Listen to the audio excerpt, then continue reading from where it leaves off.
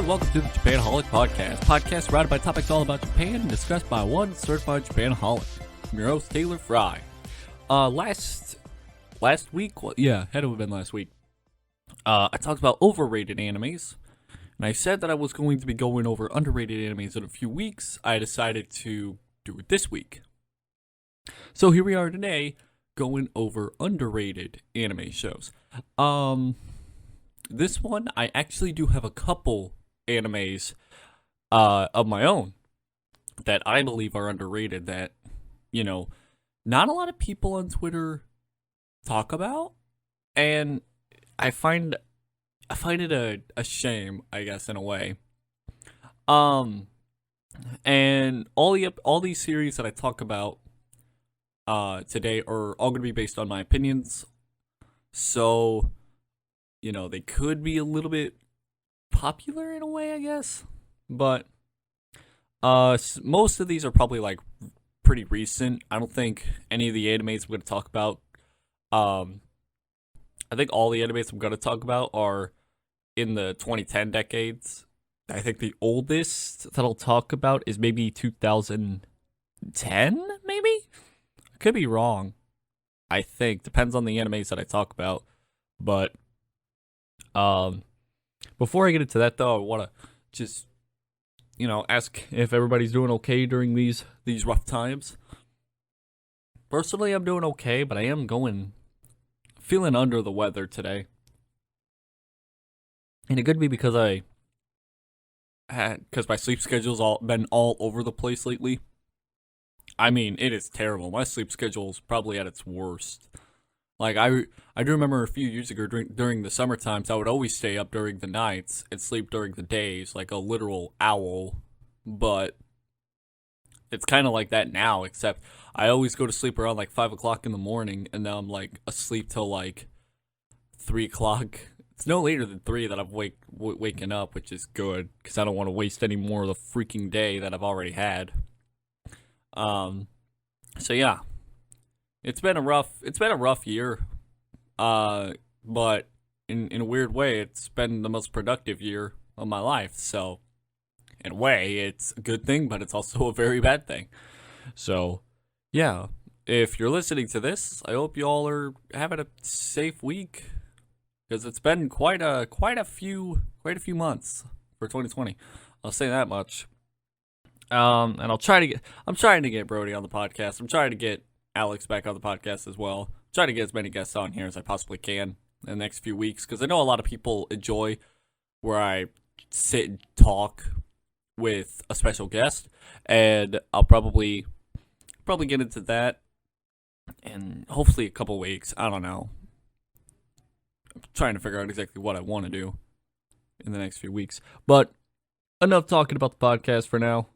Probably continue on near the end, I guess. I don't know.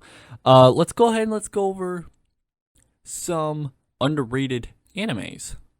I have a few that came from Twitter, and I'll get to those at the very end.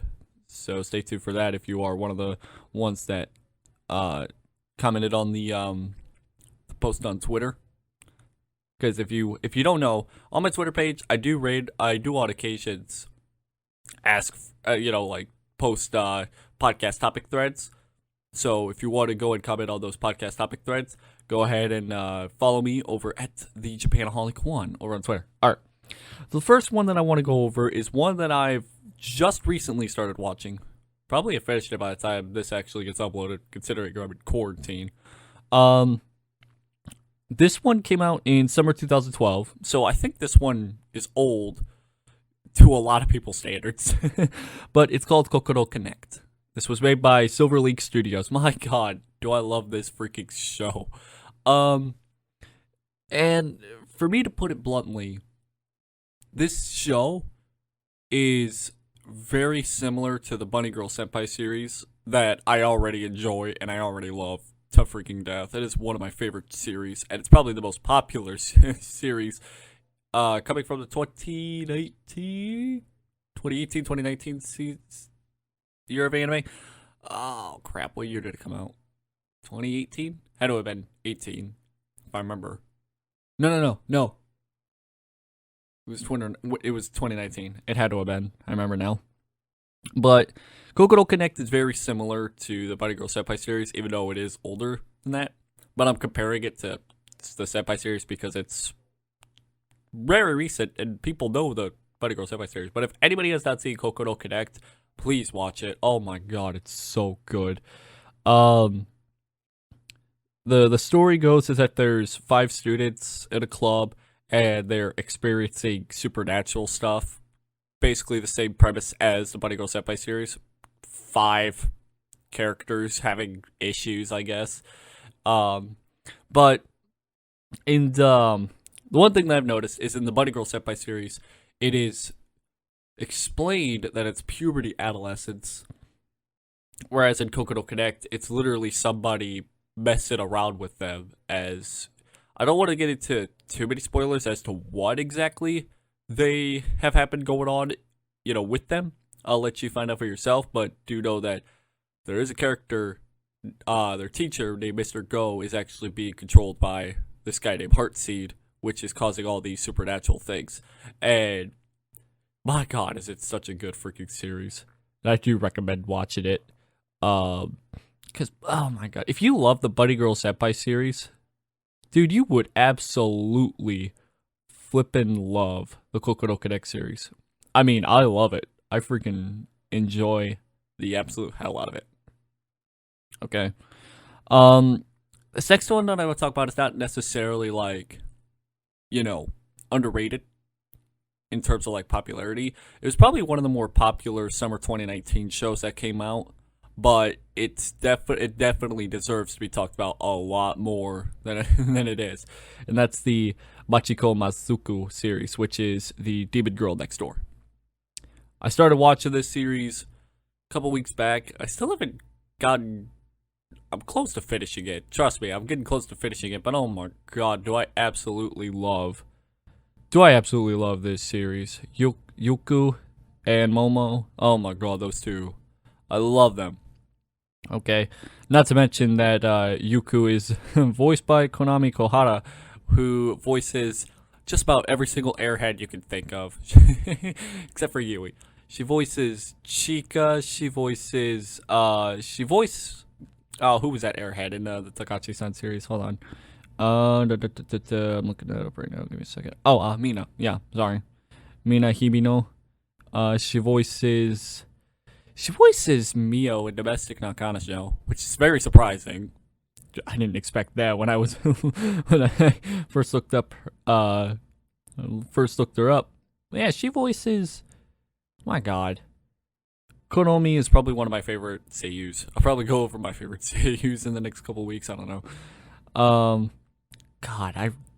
That series. I just recommend watching that series because, for whatever reason, I love it so much.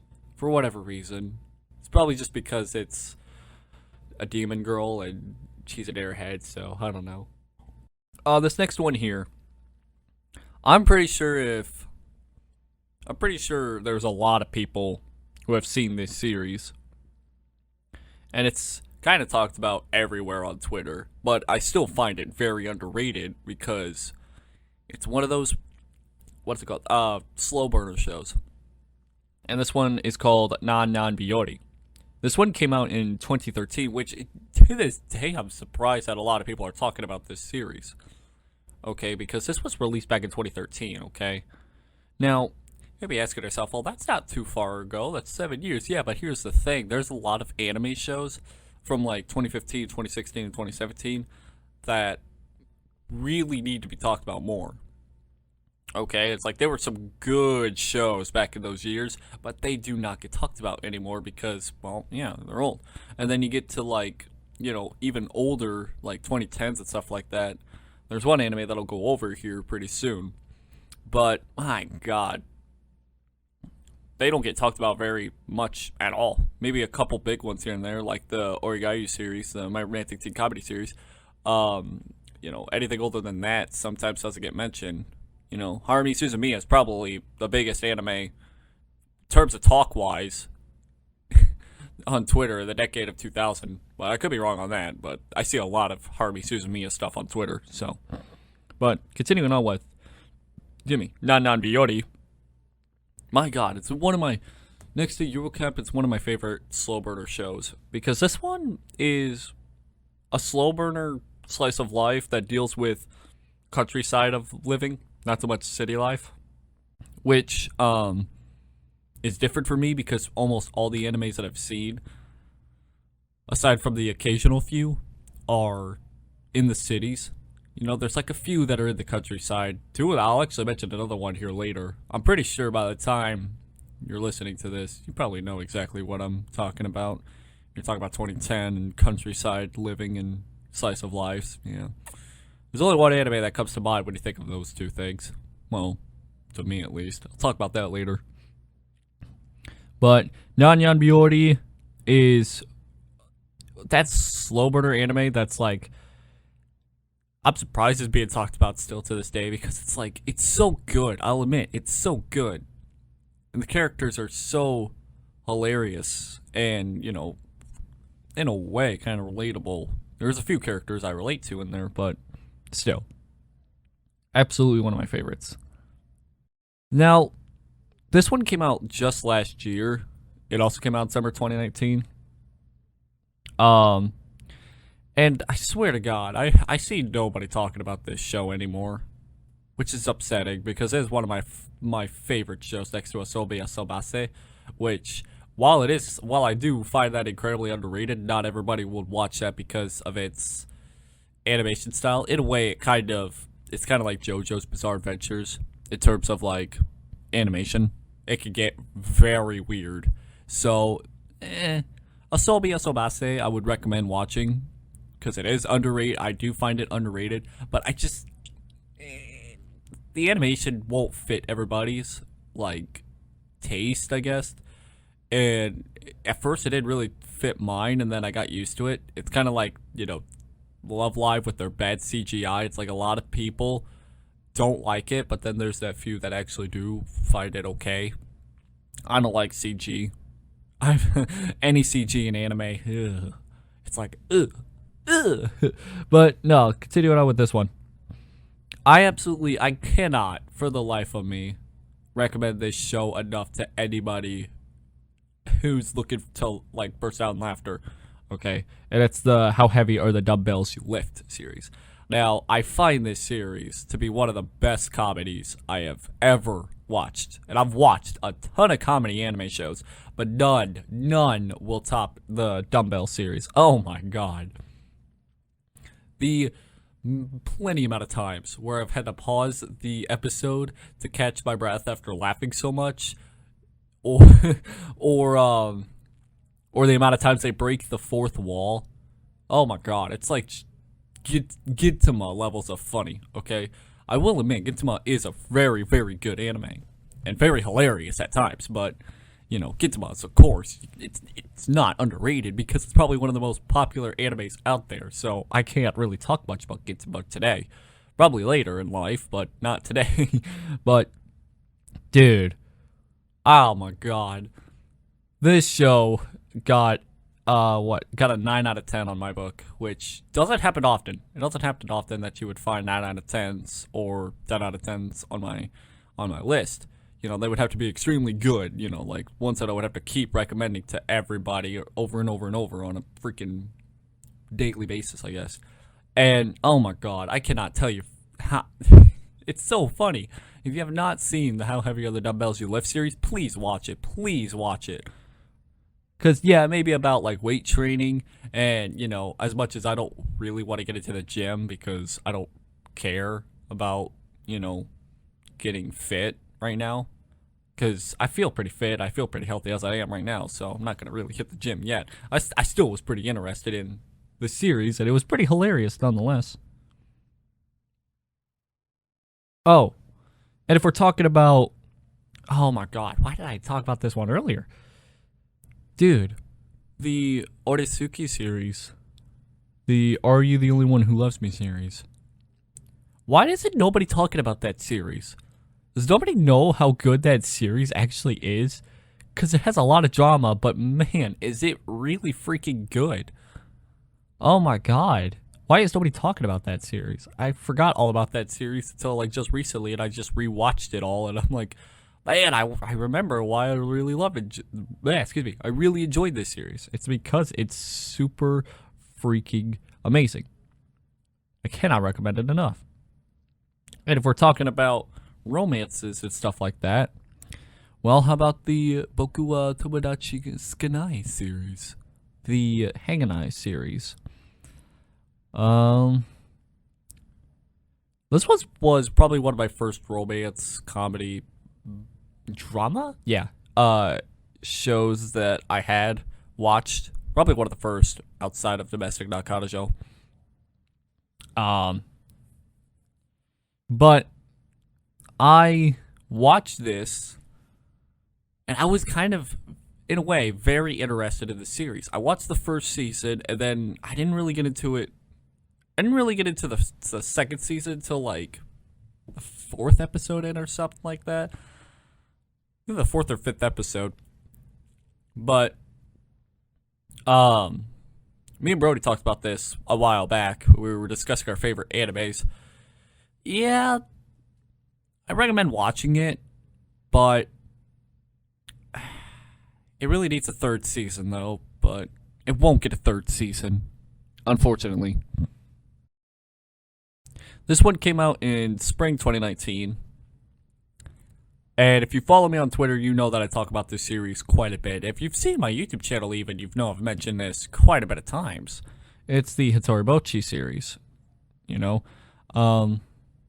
I think this is one of the most relatable animes, at least for its demographic-wise, which is like teenagers and stuff like that who are like going into high school or into middle school or something like that, especially if you're transferring schools or entering into school. Yeah, this is quite relatable because I think we've all had those times of terrible social anxiety. And even to this day, somebody like me probably has that a little bit. I mean, I'll admit, it's not as bad as it was like 5 years ago where I did not want to talk to anybody at all. But I watched the Hitoribochi series, and it's like, yeah, this is absolutely relatable because it's like the anxiety of talking to people and the stress of, trying to keep up and make sure that they don't forget you and stuff like that. Oh my god.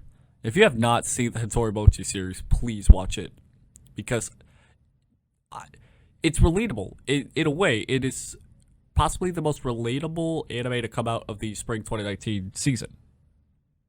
So, and I kind of want to say it's up there in my top 5 favorites now because I just rewatched it and I remembered why I loved it so much, but I don't know. It's a close 6th place, maybe. I don't freaking know. Now, there's a lot of series that I could be going over, but I'm going to Lemonade. That sounds good right now. Lemonade. I'm going to limit my next choices down to 2 because I've seen and completed over 100 different anime shows, which is not a lot compared to what everybody else has probably watched. But I've seen like hundreds of like anime shows and anime clips and anime series that I'm kind of getting interested in. So I'm going to limit it. I said limit it. I can't spit. I'm going to limit it down to my last 2 choices here, which the first one is, an easy pick for for anybody who really wants to get into the ecchi side of things. Let's talk about my possibly the most underrated show of the entire existence of anime. Created by Field Studio, fall 2010, Yosuga no Sora. I don't think I rarely see people talking about this series still to this day. Maybe one person on like a grand blue full moon night.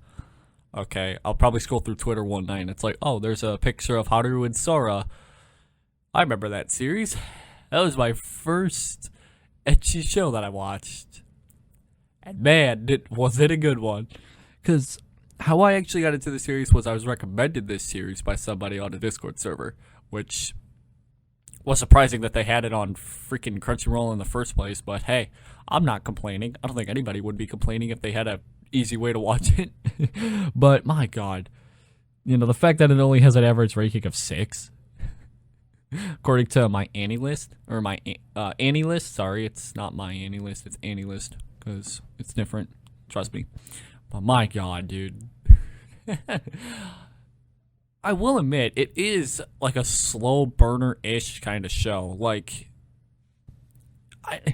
because it's set in the country, it's very slow-paced in a way, and then there'll be times where it jumps rapidly. Like, it shifts it into 4th gear many different times, but that's like at the end of each arc.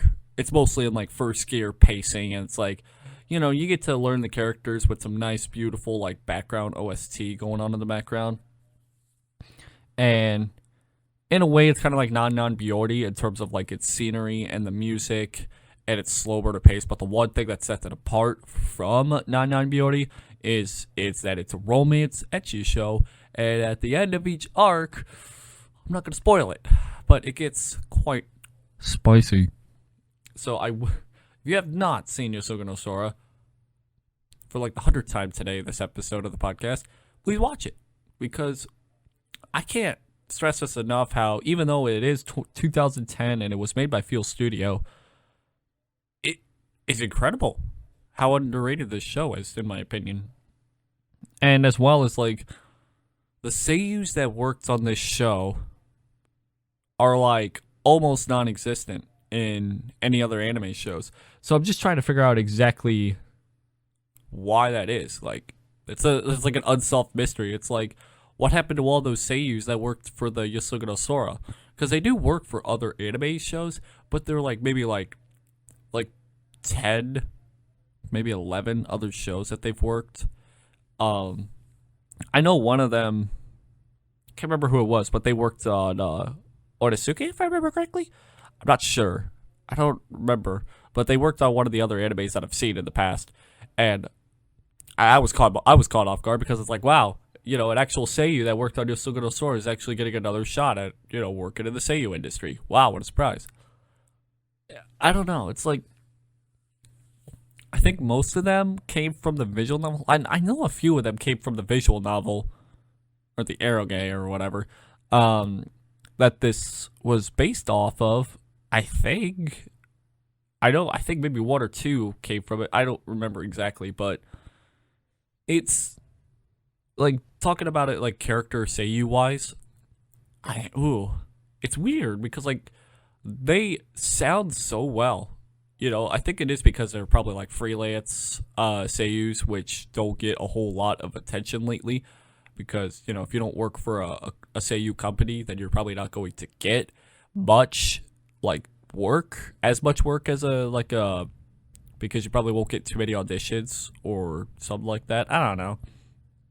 But, the fact that, this series, I mean, it was talked about quite a bit during like the early 2010 decades, like 2011 to 2012, of course, because it was that anime. In a way, it was like interspecies reviewers in like 2010, except it actually didn't get taken off of Crunchyroll because it, turned into a H show near the end there. Briefly. Well, I would say briefly, but then you watch the end of almost every episode, they have those chibi versions of the characters, and there could be some weird shit there. I'll admit, there could be some weird-ass shit there. But Yosuga no Sora is probably one of my most underrated shows that I would recommend anybody watching. I showed Brody that, too. So, yeah. This last one, I have like a toss-up between, because I want to get to the Twitter ones, because this episode is quite long already. I don't want to go longer than an hour, but I have a toss-up between like 2 shows that I found to be one of my favorite shows to watch. Seiyu Shoujo and High School Fleet. In terms of popularity, I have to talk about High School Fleets, though. because I did not expect that. I can't speak. I did not expect myself to like this series, but I love this series. I would admit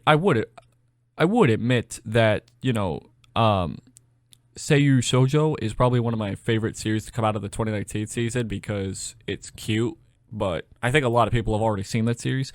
Not a lot of people have seen the High School Fleet series, which came out back in spring of 2016. But by High School Fleet, I feel like I'm the only one that's seen this series. I swear, I feel like I'm the only one that has watched this. Because it's like, nobody, and I mean nobody, talks about this series. Like, not even on YouTube could I find, like, a bunch of videos on this. I rarely find any, other than the opening, which was made by Trisale, which that was the reason I got into the Trisale band in the first place, was because of that series. Surprisingly, was not from Aramanga Sensei. I mean, in hindsight, it kind of was, because I listened to Adrenaline, and it did give me the clarities with its opening. Can't pronounce that opening as of right now, but I first got into Trisale because of the High School Fleet show. And it does have a movie that I think has, I don't know, yeah, it did come out, I think, but it hasn't gotten anything in the States yet, so I really want to watch the movie, though. But anybody who really wants a good summary as to what's going on with the series, anybody who's kind of interested in it based on the title, it's basically a bunch of high school girls in battleships fighting for their lives because their school got like infected with a sickness or whatever that caused them to turn heels, wrestling term wise, bad guys. And now they're fighting for their lives. Almost every episode feels like they're just gonna, get Titanic and freaking sunk to the bottom of the sea, but, it's a good show. I do recommend watching it. But only if you really are interested in, like, battleships and stuff like that. It's like what if Battleships had an anime series? Except, more drama-filled, I guess. So, I think that's enough on my end of the spectrum of underrated animes. Let me see if I can name off and figure out if I know any of the anime series from Twitter real quick. Alright, so back earlier in the month of April, I asked everybody over on my Twitter page over at the Japanaholic 1 to drop off some underrated animes and their opinions, and give off a little bit of information if they can. We'll go ahead and start with Jan's Otaku Nonsense's underrated anime show, which he says, quote, "Now and then, here and there, it is probably the most criminally underrated anime I've ever seen. In the 4 or so years I've seen it, I've only talked to one single person that's heard about it." He goes on to say, "A boy named Shuzo, who, in an attempt to save an unknown girl, is transported to another world which may be the Earth in the far future. The world is desolated and materialized." I may have said that first word wrong. Sorry if I have. I'm not good at English. "Survival is a daily struggle for displaced refugees, and water is a scarce commodity." It is a great anime. Now, have I actually heard of this series? I think I've actually heard of it. I remember the name. The name sounds awfully familiar. I haven't seen much of it, and I do admit, it's like if I don't know the anime series, yeah, then it is possibly underrated because I've pretty much heard of almost every anime series that's come out in the decades of like 2010 and some from early 2000s, I think. I could be wrong. Depends on when it was actually released. So, assuming that it is an isekai-ish kind of show, I'm going to assume that it came out in like late 2010s? It's probably early 2000s. I could be wrong. All right. This next one here comes from @MidnightCastle, who says either a certain magical index or Tiger and Bunny. He puts in parentheses, Railgun is talked about a lot in the Western, which I will admit, yeah. a certain scientific railgun is definitely talked about a lot in the Western culture here. But a certain magical index I've heard of. I've actually heard of that. I think it's in my watch list, I believe. I could be wrong. I don't think it... Nah. If it's not, it will be added to my watch list because I was pretty interested in that series. Tiger and Money. I was pretty sure I thought I've heard of this series, but now that I try and remember the name of Tiger and Bunny, I just cannot remember much about it. I thought I knew something about it, but I guess I don't. And that sucks. I hate that I can't remember that show. And the last one here comes from Hermabi101, who says, I don't hear a lot of talk about Gurren Lagann. It's one of my favorite anime of all time. Surprisingly, I think I've heard of that series. The name sounds very, very, very familiar. And I'm not, I mean, probably because it has Lagann, I'm thinking of Lagoon. Like Black Lagoon, but Lagoon. SpongeBob references in an anime podcast. What do you know? But no, I think I've heard of that show actually now that I think about it. But I could be actually wrong about knowing that series or not. I don't know.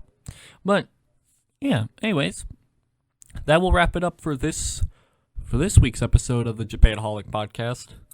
All I gotta say is that I'm probably thinking of doing a Q&A episode in the next couple of weeks. I don't want to say next week, but it'll happen sometime soon. I kind of want to get some questions down that I haven't already answered.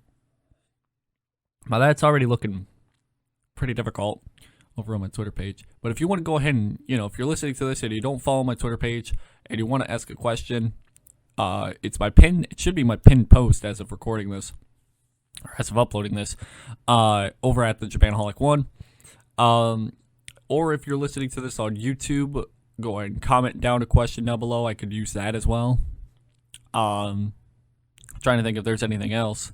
I don't have an email set up for this yet, for this podcast, because I don't see any reason to as of right now. Probably I'll set up an email system later where you can email me and have like topic discussions or whatever. I could probably do that once this podcast gets like 6 months old or whatever. I want to thank you all so much for tuning in to this week's episode of the Japanaholic podcast. If you are new to the podcast, please click the follow button. If you're listening to this over on iTunes, Google Podcast, Podbean, Spotify, or if you're on the YouTube side of things and you're new to the channel, click the subscribe button and, click that bell. I'm kidding. I'm not that much of a sellout yet.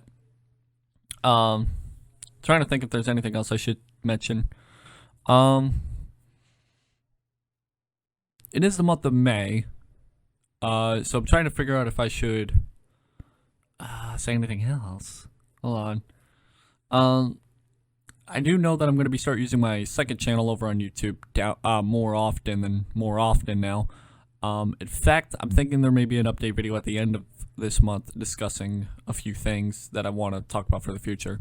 So keep an eye out for that, I guess, if you're a big fan of my YouTube channel.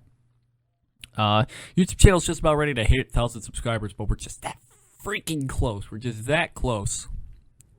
That close. Just like a atoms away, or maybe like a small pebble away. So if you could do me a big favor and see if we can get this channel up to 1,000 subscribers, I'll probably do like a 12-hour live stream. 12-hour live stream with just me playing Minecraft or something. Me just playing random games and talking to the audience for 12 hours straight. God knows I can do that pretty easily. But if you can do that, go ahead and, help me out a little bit. Try to get my YouTube channel off the ground. Get up to 1,000 subscribers, maybe. Getting really close, but it's not there yet. But anyways, guys, like I said before, thank you all so much for tuning into this podcast episode. My name is Taylor, the Certified Japanaholic. And I will see you all next Wednesday morning for another episode of the Japanaholic podcast. Good night. And stay safe, boys and girls.